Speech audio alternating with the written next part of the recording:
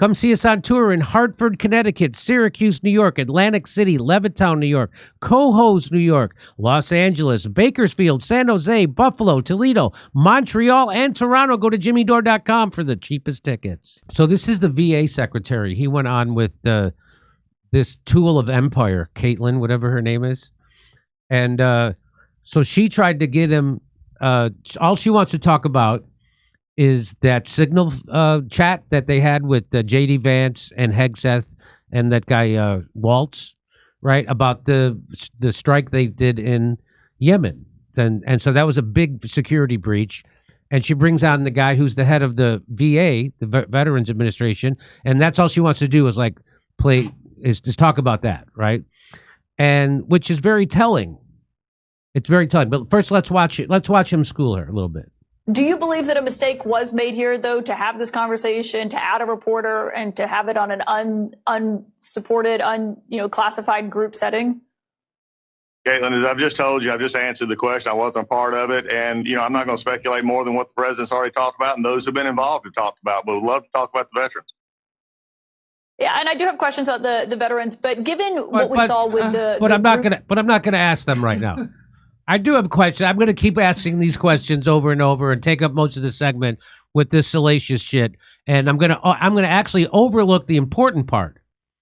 And I'll tell you what the important part is in a minute. Chat and how this was used. You are a member of the cabinet. You obviously know these other members, several of them who were in there. Is this typical for the cabinet to have conversations over Signal? Is this something that you use? Well, Kaitlan, Senior, you undoubtedly do not want to talk about the VA. I have a question as VA Secretary. As Cabinet, I want to ask you, because I've been curious about this, because my job is to take care of veterans. And I would like to know why CNN is hostile to veterans, especially one in Florida, where you just had a $5 million defamation suit taking offense at a veteran who was trying to help people. In fact, one of your employees actually said, we're going to nail him. I have a question for you, Kaitlan. Is that employee still employed? Are you really concerned about veterans? So if we don't want to talk about veterans now, you want to talk about everything else, I'd like to hear from CNN as the Veteran Cabinet Secretary why CNN seems to have a problem with veterans. So what he's referring to is that they slandered a guy who was a veteran, and then the veteran actually sued them. They said that he was trying to make money off stuff that he wasn't, and they had to pay him $5 million. And so that's what he's bringing up. Why are you guys slandering veterans? And he's throwing it right back at her. And here's how she handles it. Well, Mr. Secretary, respectfully, my question was about whether or not you as a member of the cabinet use this. And respectfully, I'm conducting the investigation. And I do have a lot of questions for you on Veterans Affairs, but I don't think it would be unwarranted to ask what if you want to do is talk about a subject that I've already answered. And if you want to continue this like this, that's fine. But there are VA employees who are working very hard. There are veterans who get their care from the VA and they get their benefits from the VA.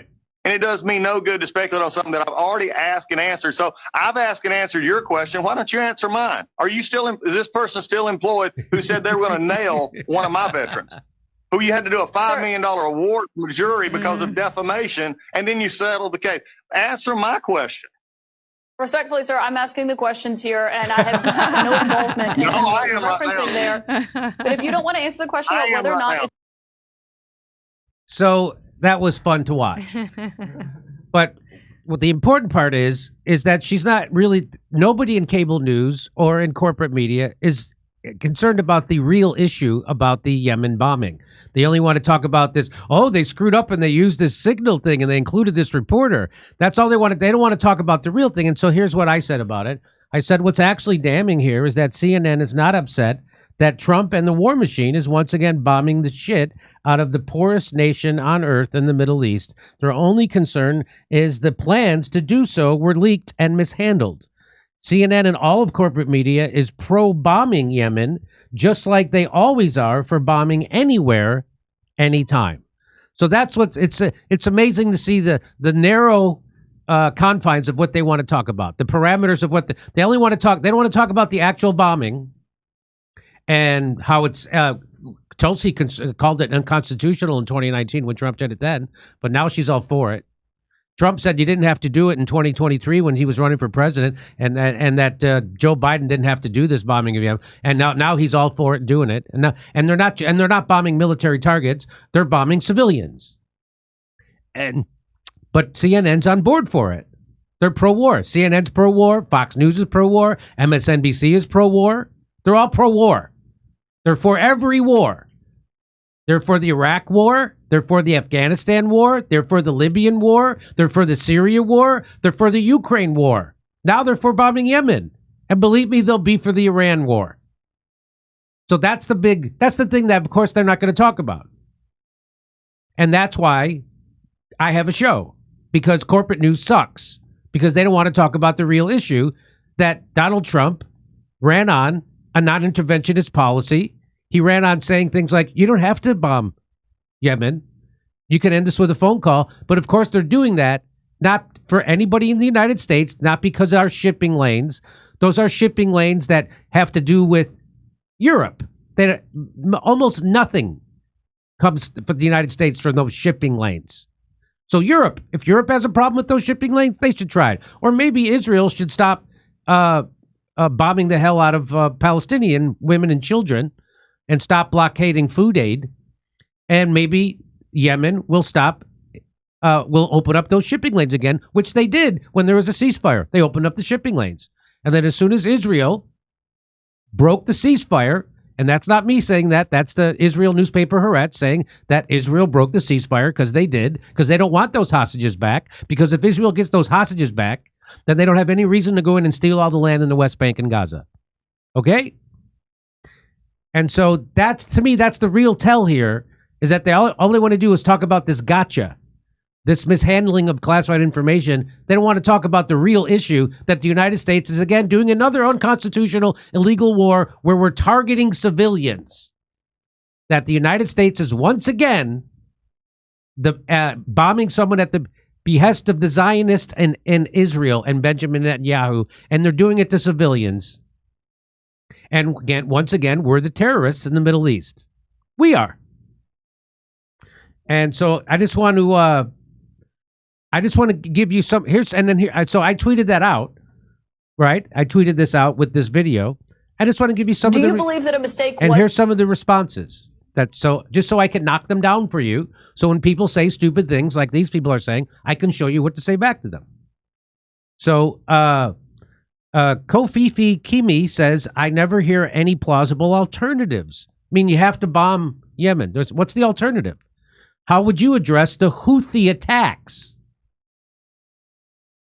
I said it's not our problem. It's Israel's problem, and you're falling for propaganda convincing you to support the latest war for Israel. Congratulations. Not our problem. How would I address the Houthi attacks? I wouldn't. I would get our aircraft carriers, our destroyers, and our bombers and our submarines the hell out of the Middle East. That's what I would do. That's how I would address it. Right here. Grok. So this guy does. Grok. How many times have vessels been attacked in the Red Sea from sources in Yemen since November of 2023? It's not our problem. Who cares? They're standing in solidarity with the Palestinians, the people in Yemen. Got nothing to do with us. That's someone else's problem. It's not our problem. It's Israel's problem, and you're falling for the propaganda convincing you to support the latest war for Israel. Congratulations. That's the response to that. That's it. There's another one. Dore makes really good points here. Thank you. Thank you, red-pilled ex-liberal. I appreciate that. But guys like him never mention that the Houthis have killed or wounded dozens of civilians on merchant ships and exactly what to do about this problem. It's not our problem. Turns out it's not our problem. That would be Israel's problem, and that would be Europe's problem. Not our problem. It's Israel's problem, and you're falling for the propaganda convincing you to support the latest war for Israel. That's what you say back to those people. We don't have to have a solution. This isn't our problem. Why would you want to have a solution for a problem that's not us? The poor country is rich enough to attack every Navy ship that enters the Red Sea. So your take is we should bow down to Yemen and keep out of the Red Sea, including our commercial ships? My take is we should have our Navy ships in the Middle East We shouldn't have our Navy ships in the Middle East, along with 400 military bases. This is another war for Israel. Mind-bogglingly, you don't see that and just repeat war machine propaganda, because that's what that is. What should we do? The U.S. has been bombing the shit out of Yemen nonstop since 2014. Trump and Tulsi both opposed this when it was Biden doing it. Tulsi said it was unconstitutional and the world's biggest humanitarian disaster when Trump was bombing Yemen in 2019. Enjoy your next war for Israel and Iran. That's what you say back to that. So, in case, and by the way, that's Carlos Suave. That's Rico Suave's third cousin. They're bombing civilians as usual, and yes, it's unconstitutional, and it's a war crime. But whatever you do, don't look into it and just believe and repeat what you hear from the corporate media. Experts, leaked messages show Waltz admitting to war crime in Yemen. So what we did was a war crime, and it's unconstitutional. How do you folks in that group chat sleep at night? Yemen's health ministry says majority of the 53 people killed in the U.S. strike were women and children. So again, we're the terrorists. This thing that we say Hamas is horrible for, we're the ones doing that. We're over there killing women and children. Just so you know.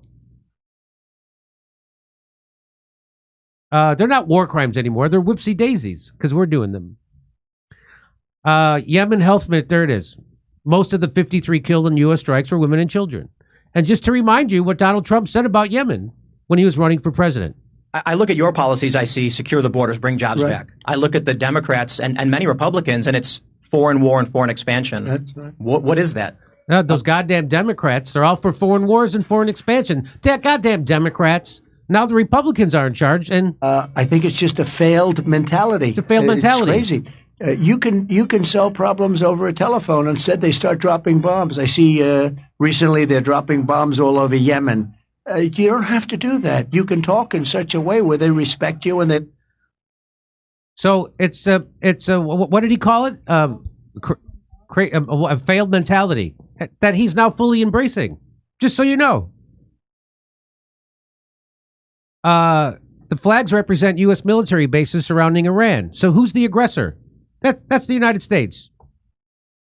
This is from 2017. That map.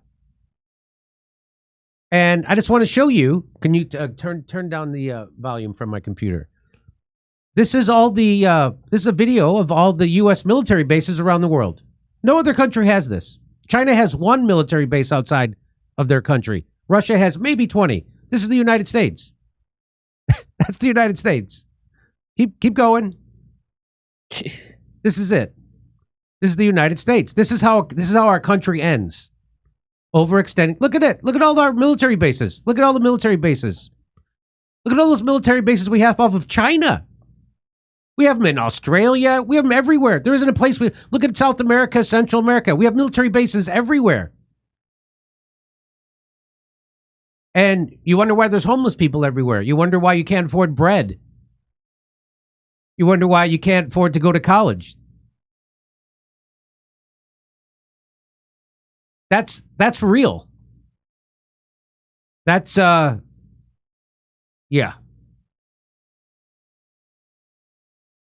Just think of all those stick pins as acupuncture, and we're just relieving the pain of the world. That's what that is. By how do we relieve them of the pain? Well, we relieve them of the burden of having their own minerals, oil, and resources. That's what those things do. You want to see it again? This is the United States military empire. This is how all empires end. This is why this is why we're $37 trillion in debt. Trillion. It's why the dollar is going to be worthless soon. Here it is. So, we'd be better off taking the money we spend on those things and just giving the money to the people. At least we'd have goodwill. Look at this. This is nuts. Look at all the military bases. Let's go over to Europe. Let's see how many. Look at that. Boom. Look at the Middle East. Look at it's nonstop military bases everywhere. And you're paying for it in one way or another. And Trump and Doge are never, ever going to close those military bases. They're not. So they're going to go after your Social Security and your Medicare and your Medicaid before they go after that. So all that show about Doge and the USAID and NED, which was good. It's good. They should get rid of that stuff. But that was all window dressing compared to the big problem. And Steve Bannon was on this show, and he said, you'll know they're serious if they decide to go across the Potomac, which means the Pentagon, which means this. There's no reason we need this. What this is capitalists want a gun to go extract wealth and resources from other countries. That's all this is. And why do you think we have so many of them in the Middle East? That's where all the oil is. And how many times we're going to overthrow governments so we can steal their oil and natural gas and resources? Look at that. Look at that. Africa, the Middle East, just jam-packed. Okay, so now you know what to say back to people. Hope that was helpful.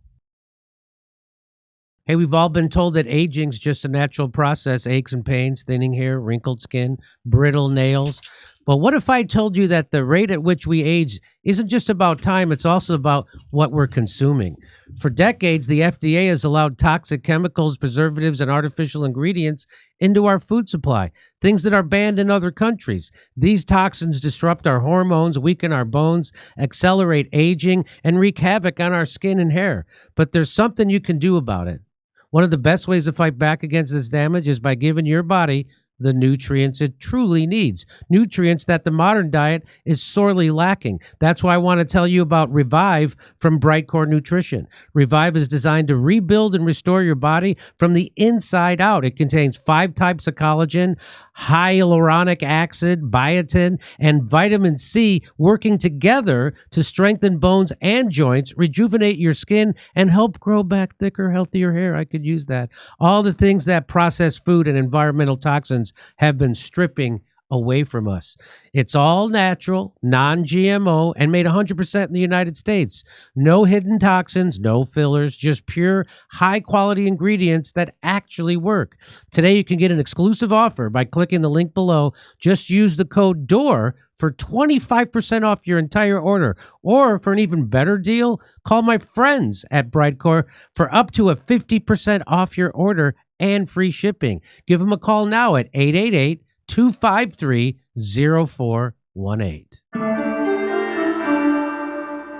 Come see us on tour in Hartford, Connecticut, Syracuse, New York, Atlantic City, Levittown, New York, Cohoes, New York, Los Angeles, Bakersfield, San Jose, Buffalo, Toledo, Montreal, and Toronto. Go to jimmydore.com for the cheapest tickets.